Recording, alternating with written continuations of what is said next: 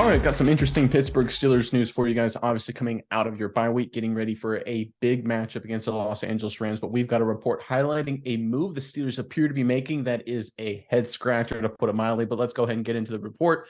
Minus if you throw up the tweet from Nick Farabaugh, good source, talking about things at Pittsburgh practice. From the tweet, Steelers left tackle or ex post, whatever they call it these days. Steelers left tackle Dan Moore Jr. said he worked with the first team at left tackle today. Didn't know if that's permanent. He says he's healthy enough to return from an MCL sprain and play Sunday. All right, look, I don't understand what the Steelers are doing here. Broderick Jones had a really nice effort. He's obviously the future at tackle. You draft him in the first round. Dan Moore Jr. has been, to put it as nice as I possibly can, not as good as they would have liked him to be. I don't understand what the Steelers are potentially doing here, allowing a Dan Moore Jr. to come in and retake his position this early, just like this. Doesn't make any sense to me at all, Miles. I think it's a ridiculous move by the Steelers. I'm curious what your thoughts are on about it, but before I hand it over to you, Steelers fans, despite everything we're saying, got a big matchup against the Los Angeles Rams. Two teams trying to fight to keep up with their playoff chances. Rams have been a little bit better than people thought they would have been. It's going to be a tough game. Give us your prediction, Steelers versus Rams this coming weekend, in the comment section below. But Miles, let me ask you this. Does this move make any sense to you?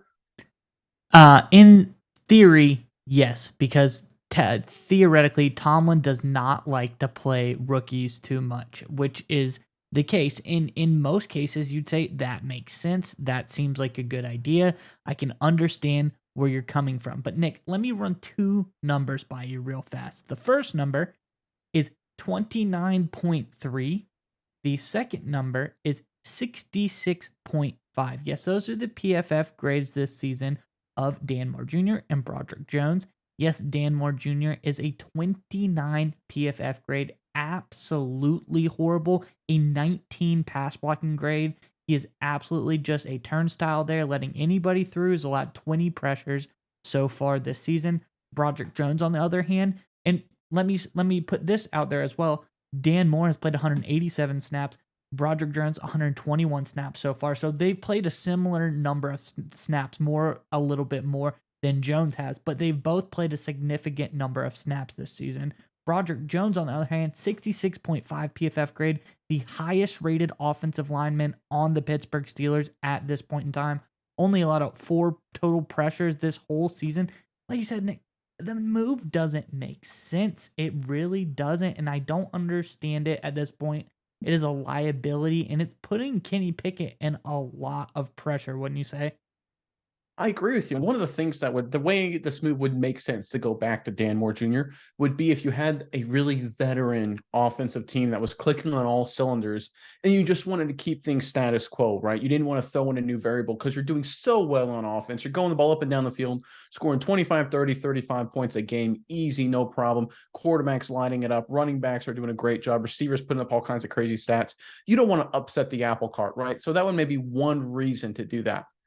But that's obviously not what the Steelers are doing, right? They've been anemic on offense. The Pittsburgh Steelers are 3-2, and honestly, my opinion, they're lucky to be there. They found a way to beat the Cleveland Browns on the back of turnovers and some big defensive touchdowns. They found a way to overcome the Baltimore Ravens in a game, let's be honest, Baltimore was clearly better for the first 3 quarters. The Steelers pulled it out in the fourth. So right now, the Pittsburgh Steelers are 3-2, and you can make a strong case that based on the performance of their offense, they should be 1-5. Let's be honest, right? If it weren't for TJ Watt, the Pittsburgh Steelers would be the New England Patriots right now. And throw Highsmith in there too. If it weren't for TJ Watt and Highsmith, the Pittsburgh Steelers would be looking like the New England Patriots right now. Like that's reality. That's how bad the Steelers have been offensively.